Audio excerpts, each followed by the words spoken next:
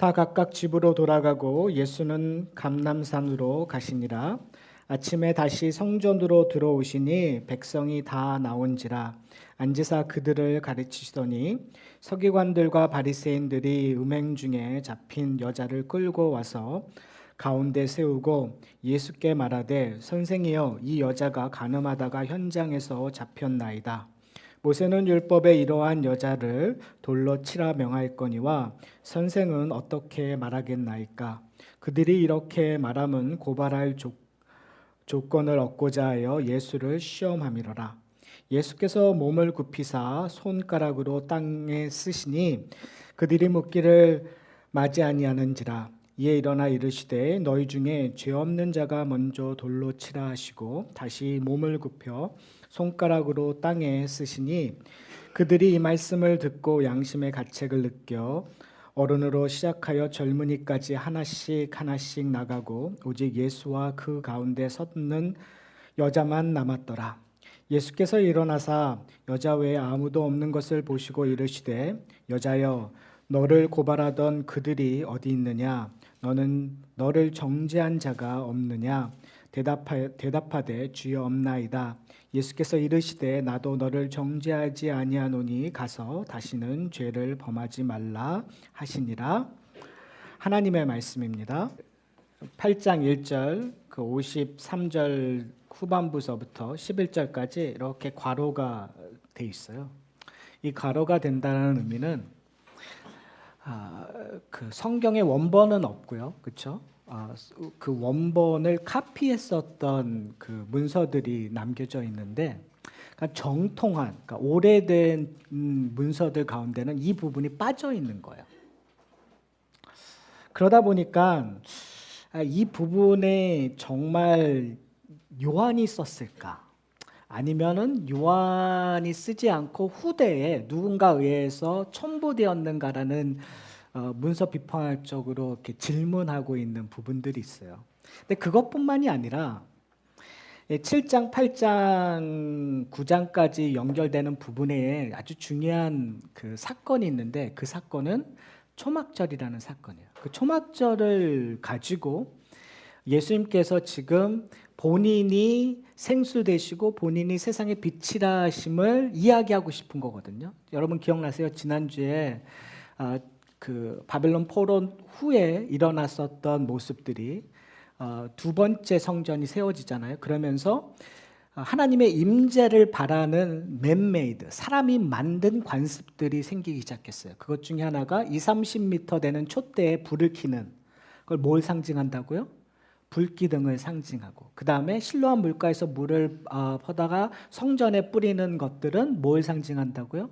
성전에, 새로운 성전에, 성전 가운데서 물이 넘쳐 흐른다라는, 반석에서 물이 넘쳐 흐르는 모세와 에스겔이 봤었던 것들이 지금 이 성전을 통해서 일어나기를 원했었던 것, 사람들이 관습을 통해서 그런 것들이 보여줬어요. 그래서 지난주에 예수님께서 뭐라고요? 내 배에서 물이 넘쳐 흐르는 사건들이 일어날 것이다. 근데 요한이 어떻게 해석하고 있죠? 성령이 오시는 것들을 이야기하고 있다라는 것들을 저희가 지난주에 살펴봤어요.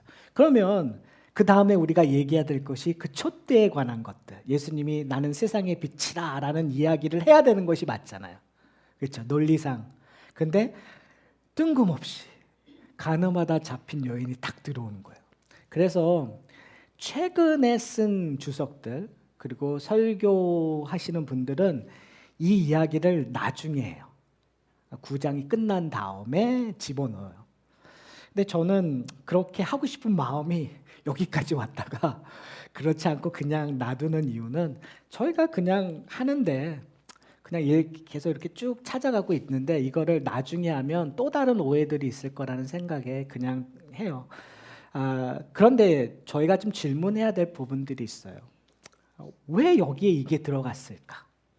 저는 성경이 하나님의 감동으로 그리고 성경이 만들어지는 과정도 성령의 감동으로 성령의 인도하심으로 만들어졌다고 믿거든요. 그러면 그것이 어떻게 되었든 간에 성령의 인도하심으로 이 가운데 넣었다면 그것을 뭘 얘기하는가에 대한 고민도 좀 해야 될 것 같아요. 그런 의미에서 이 가늠하다 잡힌 여인의 이야기는 왜 예수님께서 생수가 되시고 왜 예수님께서 빛이 되셔야 되는 이유를 설명하고 있는 거예요. 그러니까 결국은 인간의 근본적인 이야기를 하고 싶은 거죠. 다른 말로 얘기하면 이 가늠하다 잡힌 여인 속에서 우리의 모습을 발견하셔야 돼요. 만약에 여러분이 제3자적인 관점에서 이 사건을 이해하신다면 여러분은 앞에 생수의 이야기도 후에 나오는 빛의 이야기도 제대로 이해할 수가 없어요. 사마리아 여인이 우리의 이야기였던 것처럼 지금 가늠하다 잡힌 이 여인의 이야기가 우리의 이야기가 되셔야 돼요. 근데 문제는 뭐냐면 그러고 싶지 않죠. 나하고 가늠한 여자하고 그래도 질적으로 좀 뭔가 틀리겠지. 나는 그래도 예배드리러 왔고 나는 그래도 예수님의 제자로서 삶을 살려고 노력하는 나인데 그 사람하고 틀리겠지. 근데 하나님이 보시는 입장에서는 똑같다라는 거죠. 예수님께서 이 땅에 오신 이유가 뭐 때문에 오셨다고 얘기했죠? 의인을 구하러 온 것이 아니라 죄인을, 병자를 구하러 이 땅에 오셨다라는 거예요. 다른 말로 얘기하면 우리가 구원받은 것은 우리가 잘나서 구원받은 것이 아니라 우리가 의로워서 구원받은 것이 아니라 우리가 누구이기 때문에요? 죄인이기 때문에, 병자이기 때문에 의사의 도움이 필요했다라는 사실을 저희가 이해하셨으면 좋겠어요. 오늘 본문은 좀 이상해요. 왜 그러냐면 서기관들과 바리새인들이 등장하거든요. 근데 서기관과 바리새인들이 등장하면 뭔가 계략을 피고 있는 거예요. 예수를 죽이려고 한다라는 이야기를 여러분들이 계속 들어왔어요. 근데 서기관과 바리새인들이 함께 등장하는 거, 뭐 공간복음에 특별히 마태복음에는 많이 등장하지만 요한복음에는 그렇게 별로 등장하지 않아요. 그러니까 지금 이 두 그룹은 서로 맞는 그룹이 아니에요. 이 두 그룹이 지금 마음이 맞아서 예수를 시험하려고 하는 거죠. 지금 요한은 이렇게 얘기하고 있어요. 이렇게 하는 것들이 다 예수를 시험하고자 한다. 그것은 뭐냐면 예수를 잡고자 함이라 이렇게 설명하고 있어요. 우리가 기억해야 될 부분들에 있어서 여러분들 이 모습이 여인을 끌고 왔거든요. 얼마나 불쌍한 여인인가라는 생각을 전 좀 해요. 오늘 제가 오기 전에 저희 가족끼리 예배를 드렸는데 이 설교를 하는 도중에 저희 딸내미가 그렇더라고요. unfair하다고. 왜 여자만 잡혀왔냐고. 전 놀랐어요. 그리고 우리 딸내미가 되게 자랑스러웠어요. 왜 그러냐면은 신학자들이 다 그 질문하거든요. 이건 unfair하다. unfair하다는 것이 아니라 여자만 끌려왔었던 것이 이상하다. 왜 그러냐면요. 그 당시에 이렇게 간음죄가 형성이 되려면 첫 번째는 형장범이어야 돼요. 그러니까 누가 의심해서 저 사람들이 소위 말해서 다른 남자와 관계를 가지고 불륜을 벌이고 있다라는 가정에 의해서 간음죄가 성립이 안 돼요. 현장에서 들통이 나야 돼요. 다른 말로는 증인이 있어야 된다는 거죠. 그러니까 증인이라는 건 한 사람만이 아니라 몇 명이 있어야 되는 거예요. 근데 그리고 항상 이제 그 신명기 22장에도 기록된 것처럼 이러다 간음하다가 잡혀서 돌로 쳐 죽일 때에 벌어지는 상황이 뭐냐면 남자와 여자를 함께 해요. 여자만 이렇게 하는 게 아니거든요. 근데 지금 오늘 본문을 보면은 남자는 없어요. 그렇죠? 여자만 있어요. 뭘 의미할까요? 저는 이 이야기를 보면서 우리가 추측할 수 있는 오늘 같은 이야기도 그렇고 성경의 어떤 사건 속에 많이 비어있는 부분들이 있거든요. 그러니까 그 비어있는 부분들을 채우려고 하는 것이 좋기도 하고 안 좋을 수도 있어요. 근데 저는 이 여인이 어떠한 여인일까라는 좀 관심이 가져져요. 여러분 어떤 여인일까요? 이 여인이 잠시의 일탈로 인해서 불륜을 벌이고 있는 걸까요? 저는 그렇지 않을 거라는 생각을 해요. 왜 그러냐면 지금 요한복음에서 등장하고 있는 여인의 모습을 보면 지금 이 사건과 되게 유사한 사건이 있었어요. 그게 누구냐면 사마리아 여인이에요. 사마리아 여인은 어떠한 사람이죠? 우리가 볼 때 딱 그냥 느낌상으로는 이 여자가 더 나쁜 여자처럼 보이잖아요. 그런데 저는 사마리아 여인은 남편이 5이었고 지금 사는 남자가 남편이 아니에요. 그렇죠? 그리고 거기다가 사마리아 여인이에요. 그러니까 어떻게 보면 지금 유대적인 관점으로 봤었을 땐 사마리아 여인이기 때문에 별로 얘기 안 하고 있는 거예요. 그 사람들은 그럴 거야 라는 가정하에서 이렇게 그냥 그렇게 설명하고 있는 것처럼 보여요. 그러나 오늘 본문에서는 이 여인은요, 우리가 생각하는 것보다 더 처절한 상황에 있는 거예요. 아무 의미가 없는 거예요. 있으나 마나 하는 거예요. 시험의 도구를 써도 어느 누구도 뭐라고 안 할 만한 자리에 있는 여자예요. 그렇죠? 저는 아까 처음에 얘기했었던 이 여인이 누구의 모습이라고요? 이 여인 속에서 누구의 모습을 발견해야 된다고요? 우리의 모습을 발견해야. 우리가 복음을 이해하는데 장애물이 뭐냐면 죄에는 여러 가지 등급이 있을 거고, 그리고 나는 다른 사람과 좀 틀리다라는 생각들이 우리가 복음을 이해하는데, 그리고 복음을 전하는데 장애물이 돼요. 저는 지금 여기에 있는 이 여인을 왜 바리새인들과 서기관들이 끌고 왔느냐를 좀 이해하셨으면 좋겠어요. 예수님 지금 이 상황까지 누구와 함께 있었죠? 누구를 위해서 예수님께서 말씀을 전했어요? 특히 누가복음에서는 의도적으로 소외된 사람들에 대한 얘기를 해요. 가난한 자들, 병든 자들, 세리들, 창녀들.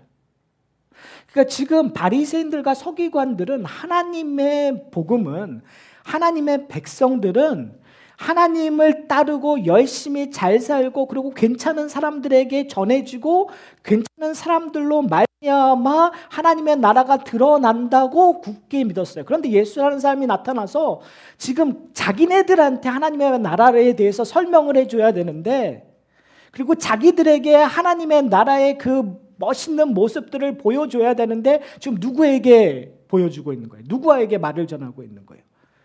세리들과 밥을 먹으면서 그 얘기를 하는 거예요. 창녀의 집에 들어가서 그 이야기를 하고 있는 거예요.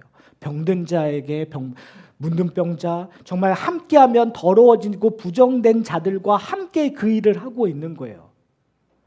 지금 데리고 온 이 여자는 무엇을 대표하냐면 소외된 자를 지금 대표하고 있다는 사실이에요. 만약에 그것을 현대로 돌아온다면 누굴까요? 여러분 한번 생각해 보세요. 현대에 들어온다면 이 사람은 누굴까요? 동성애자가 될 수 있고, 그리고 정말 마약하는 사람이 될 수 있고, 그리고 홈레스 피플이 될 수 있겠죠. 그렇죠? 죄 지은 사람들, 우리가 상정하고 싶지 않는 사람들, 바로 그 사람을 데려와서 예수님께 얘기하는 거예요. 이 사람이 이런 죄를 졌는데, 모세 율법을 지키지 않는데 돌로 쳐야 하는 것이 맞습니까? 여러분들에게, 우린 예수의 제자들이잖아요. 예수님을 따르는 사람이잖아요. 그럼 우리는 어떻게 해야 될까요? 돌로 쳐야 됩니까? 교회에서 쫓아내야 됩니다. 교회 못 들어오게 해야 됩니다. 하나님으로부터 심판받는 것은 당연합니다 라고 해야 될까요? 여러분은 어떠한 답을 하고 싶으세요? 오늘 본문을 보시면 현장에 잡혀왔어요. 시험하고 싶은 이유는 2가지예요. 예수를 어떻게든 꼬투리를 잡고 싶은 거죠. 예수님께서 돌로 치라고 하면 어떤 문제가 생기냐면 노마의 법에 문제가 생기는 거예요. 이 당시에 어떤 신학자들은 이렇게 얘기하고, 이 당시에 모세 율법이 제대로 지켜지지 않았다. 그러니까 가늠하다 잡힌 여자를 돌로 치는 것을 사실은 이 당시에 유대인들 관습 조차에서 일어나고 있지 않았다고 지적을 해요. 만약에 그것이 사실이라면 그것이 노마의 법과 문제가 될 수 있는 충분한 근거예요. 그렇죠? 근데 만약에 돌로 치지 말라고 하면 또 뭐가 문제가 되는 거죠? 아니, 선지자가, 랍비가, 하나님의 말씀을 가리키는 자가 모세의 율법의 권위를 부정하는 것이 돼버리잖아요. 그러니까 이 사람은 가짜가 돼버리는 거죠. 예수가 가짜가 돼버리는 거예요. 그러니까 이렇게 해도 문제고 저렇게 해도 문제예요. 그렇죠? 이런 문제의 질문들이 한두 번이 아니었어요. 바리새인들은 끊임없이 예수님께 제기했어요. 근데 오늘 예수님께서 하시는 모습을 좀 잘 보셨으면 좋겠어요. 예수님께서 뭐 하시죠? 대답을 안 하세요. 갑자기 땅에다가 뭔가를 쓰세요. 뭘 쓰셨을까요? 어떤 주석에 보니까 그렇게 해야 되고, 이게 뭘 쓰셨을까? 되게 궁금해하더라고요. 여러분은 뭘 쓰셨다고 생각하세요? 낙서하신 거? 그냥 동그라미 그리시고 그냥 뭐 이렇게 그리셨을까요? 저는 여기에 상당한 의미가 있다는 해석을 지지해요. 왜냐하면 성경에서 하나님이 무엇인가 쓰신 적이 있어요. 하나님께서 쓰신 것이 뭐가 있죠? 여러분 기억나세요? 대표적인 것? 모세의 율법을, 돌판을 하나님께서 쓰셨어요. 네, 한 번만 쓰셨나요? 두 번 쓰셨어요. 여러분 기억나세요? 첫 번째 돌판을 쓰시고 그 돌판을 받은 모세가 내려갔는데 이스라엘 백성들이 뭘 했죠? 금송아지를 만들고 난리법석을 하니까 모세가 화를 내서 어떻게 했어요? 그 돌판을 깨버렸어요. 두 번 쓰시는 하나님의 마음은 어떠셨을까? 그렇죠. 근데 그 돌판이 언약궤에, 그렇죠? 쉬은 자 덮개 아래 이스라엘 백성들은 집어넣었어요. 그럼 무슨 얘기를 하는 걸까요? 그리고 또 한 번 쓰신 일이 있어요. 그것은 다니엘서 5장에 보면은 벨사르 황제의 연회에 갑자기 그 석회벽에다가 글씨가 쓰여지는 것. 그 글씨의 뜻은 뭐냐면 이제 하나님이 너를 심판해서 궁극적으로 메대와 바사에게 넘기겠다라는 그 글씨가 쓰여져 있어요. 그러니까 다니엘이 그걸 보고 해석을 해요. 지금 하나님께서 글을 쓰실 때마다 심판의 사건들이 일어나고 있거든요. 하나님이 심판하시겠다는. 왜 그러냐면은 그 모세 그 십계명 그것도 궁극적으로 이걸 지키지 않으면 어떻게 된다는 거예요? 죽으리라는 거예요. 하나님의 심판이 임하겠다는 거예요. 근데 그 이야기를 쓰는 이야기를 제대로 설명하고 있는 곳이 있는데 그것이 예레미야 17장의 이야기예요. 예레미야 17장 12절에서부터 13절에 이렇게 기록되어 있어요. 영화로우신 보좌여 시작부터 높이 계시며 우리의 성소이시며 이스라엘의 소망이신 여호와여. 그 앞에 정말 표현들이 많아요. 그렇죠? 하나님에 대한 표현을 그렇게 하시고 이렇게 얘기해요. 여호와여 무릇 주를 버리는 자는 다 수치를 당할 것이라. 무릇 여호와를 떠나는 자는 흙의 기록이 되오리니 이는 생수의 근원이신 여호와를 버림이니이다. 어떻게 보면 예레미야 17장의 이야기가 어떻게 보면은 저희 오늘 요한복음 8장의 이야기와 정확히 맞아 떨어지는 부분들이 있어요. 왜요? 바로 7장에서 뭐에 대한 이야기를 했죠? 하나님의 생수되심을 얘기해요.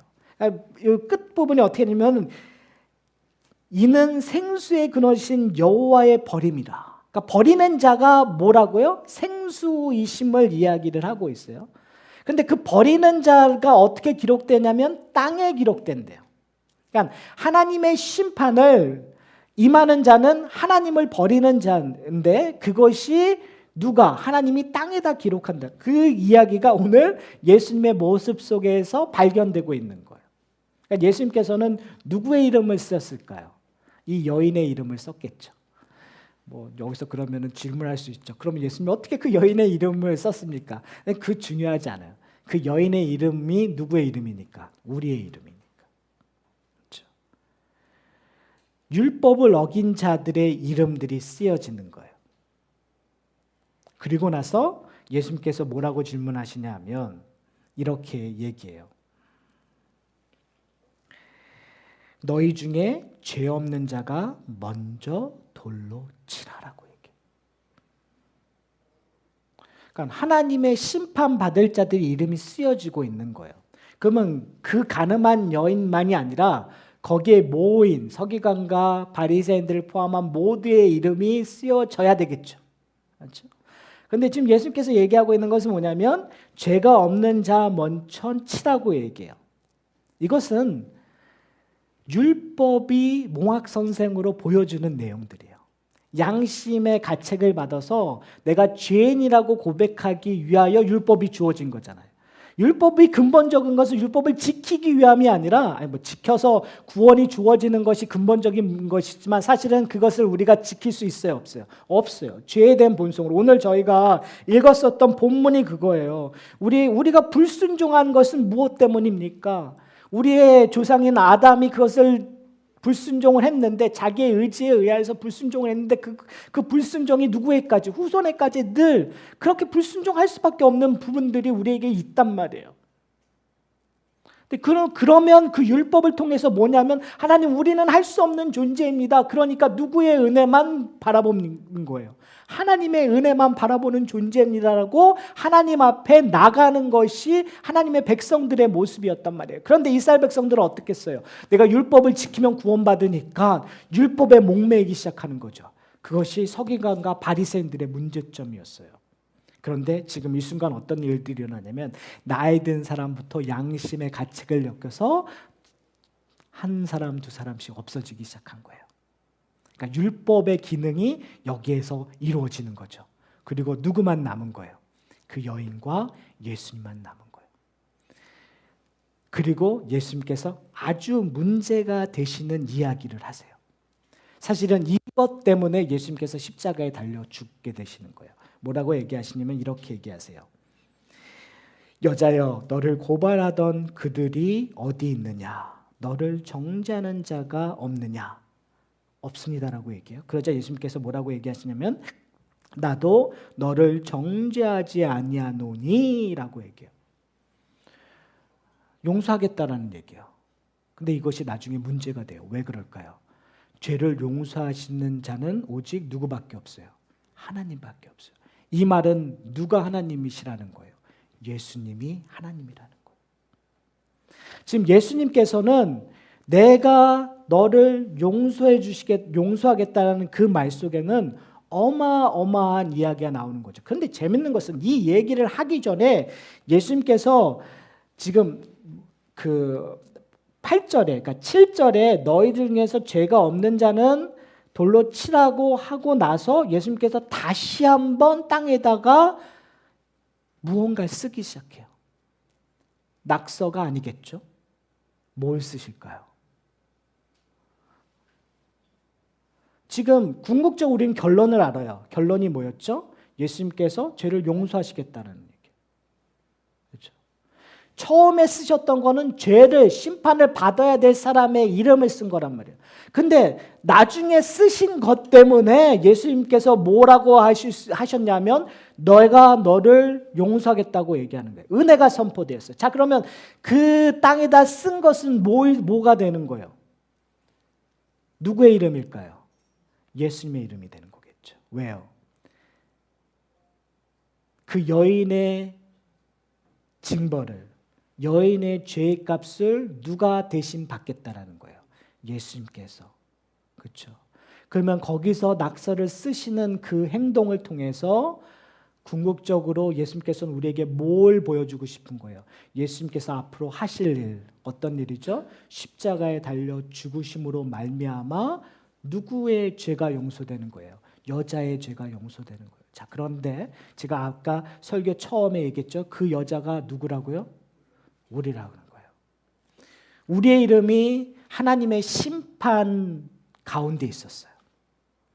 그렇죠. 우리는 하나님의 심판을 받을 수밖에 없는 존재였어요.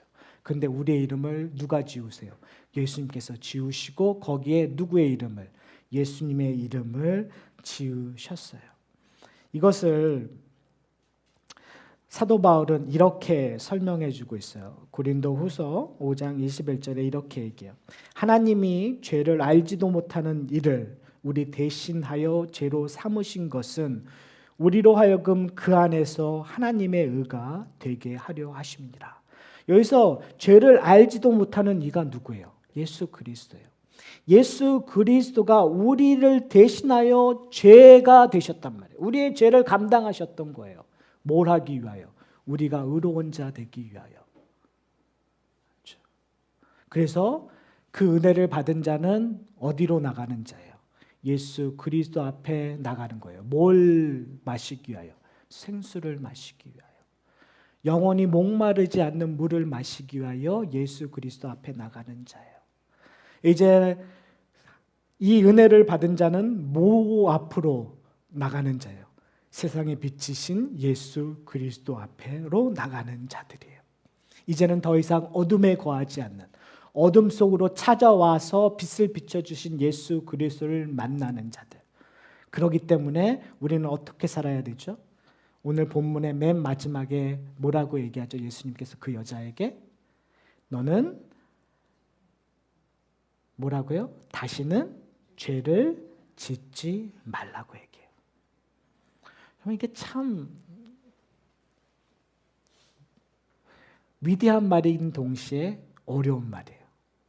왜 그러냐면요, 이게 서클 오브 다처럼 이렇게 돌고 도는 서클로 다시 돌아가요. 잘못하면. 왜 그러냐면 여러분, 바리새인과 서기관들이 지금 질문하고 있는 것이 뭐죠? 인간은 뭐 해야 된다는 거예요? 죄를 짓지 말아야 된다. 지금 서기관과 바리새인들의 논리는 모세의 율법을 지켜야 된다는 거예요. 다른 말로 하면 죄를 짓지 말라는 얘기예요. 뭐 하기 위해서? 구원을 얻기 위해서. 하나님의 나라를 가기 위해서. 이것을 조금 익스텐드하면 지금 예수님께서 계속 너희들이 나를 찾아온 것은 너희가 뭘 보지 않고 뭐 했기 때문이라고요? 표적을 보지 않고 뭘 했기 때문에요? 먹고 배부른 까닭이라는 얘기를 했단 말이에요. 즉 하나님을 찾는 것들은 너희가 원하는 것 때문에 너희의 니드를 해결하기 위해서 찾았다는 거예요. 너희 사이사욕을 위해서 찾았다라는 것이 예수님의 문제예요. 자, 그렇다면 우리가 선하게 사는 것들, 우리가 하나님의 율법을 지키는 것들, 순종하는 것들이 내 유익을 위해서 한다면 그것은 뭐가 되는 거예요? 누구와 똑같은 거예요? 누구의 요구에 순종하는 거예요? 바리새인들과 서기관들의 요구에 순종하는 거예요. 잘못된 길이죠. 근데 재밌는 것은 예수님께서 뭐라고 하냐면은 죄 짓지 말라고 얘기해요. 지금 예수님께서 죄 짓지 말라는 것과 서기관들과 바리새인들이 죄 짓지 말라는 것과 같을까요? 틀릴까요? 틀리겠죠. 다른 말 하는 거겠죠. 그럼 여기서 죄 짓지 말라는 의미는 구원에 이르기 위해서 죄 짓지 말라는 걸까요? 아닐까요? 질문이 당연히 아니라는 것이 답이겠죠. 왜요? 구원은 누가 주시는 거니까? 죄 사함은 누가 지금 하시겠다고 약속을 이미 하셨어요. 예수님께서 하셨어요. 내 죄를 감당하시고 우리에게 의롭게 하시기 위해 누가 하신 거예요? 다 예수님께서 하셨어요. 그래서 그걸 은혜라고 하고 선물이라고 해요. 근데 이제 은혜 받은 자는 뭐 하는 거예요? 기쁜 마음으로 예수 그리스도의 말씀에 순종하는 자가 되는 거예요. 그럼 지금 이 순종하는 것, 죄 짓지 않는 것은 내가 무엇인가를 얻어내기 위한 것이 아니라 뭐의 표현이에요? 감사의 표현이에요. 그렇죠? 하나님 앞에 감사의 표현이요, 찬양의 표현이요, 하나님 앞에 영광을 돌리기 위함이라는 거죠. 여러분, 이 차이점을 아세요? 그렇죠? 우리가 이 차이점이 헷갈리면 우리는 결코 내가 이 가늠하다 잡힌 여인과 같은 모습이 아니라고 이야기할 수밖에 없어요. 무슨 말인지 아세요? 내가 은혜에 의해서 나오기 위해서는 내가 어떠한 존재라는 것을 인정해야 돼요. 내가 죄인이라는 존재를 얘기해야 돼요. 내가 거저 은혜로 하나님 나라를 얻었다는 걸 인정해야 돼요. 내 힘으로 갈 수 없다는 걸 인정해야 돼요. 그런데 거저 주셨는데 그것이 감사가 되니까, 찬양이 되니까, 기쁨이 되니까, 이것을 통해서 하나님 앞에 영광을 돌릴 수 있는 것이 되니까 어떻게 하는 거예요? 이제 내가 하나님이 기뻐하시는 거룩한 삶을 살려고 노력하는 거예요. 이 하사나 교회 공동체가 그런 공동체가 되었으면 좋겠어요. 여러분, 내가 죄인이라고 얘기했을 때 우리는 우리의 낮아짐을 경험할 거예요. 내가 아무런 힘이 없다고 얘기했을 때 우리의 무능력 속에서 다른 사람을 높이는 것을 경험하게 될 거예요. 그렇죠? 근데 만약에 내가 의로워지는 것이 목적이 된다면 그것도 누군가를 짓밟고 누구보다도 더 괜찮은 사람이 돼야 된다라고 우리가 그 의를 인식한다면 가장 높은 자리로 갈 수밖에 없는 거예요. 가장 많은 헌신을 하는 것이 중요한 거예요. 가장 많이 헌금을 해야 되는 거예요. 가장 교회에서 어떠한 능력이 있는 사람으로 인정받아야 되는 거예요. 근데 그것이 지금 예수님께서 바리새인들에게 얘기하는 것이 뭐냐면 이 독사의 자식들아, 그것이 다가 아니라는 거죠. 그것은 가짜라는 거죠. 우리가 해야 될 것은 어디로 돌아가야 되냐면 우리의 죄를 용서해 주시고 우리를 대신하여 저주를 받으신 예수 그리스도께로 돌아가서 예수 그리스도께서 주신 그 은혜의 감사함으로 기쁨으로 오늘 하루도 하나님이 기뻐하시는 거룩한 삶을 살아가는 거예요. 그 일들에 동참하는 저와 여러분들이 되시기를 소원합니다. 우리 다 함께 기도하시겠습니다.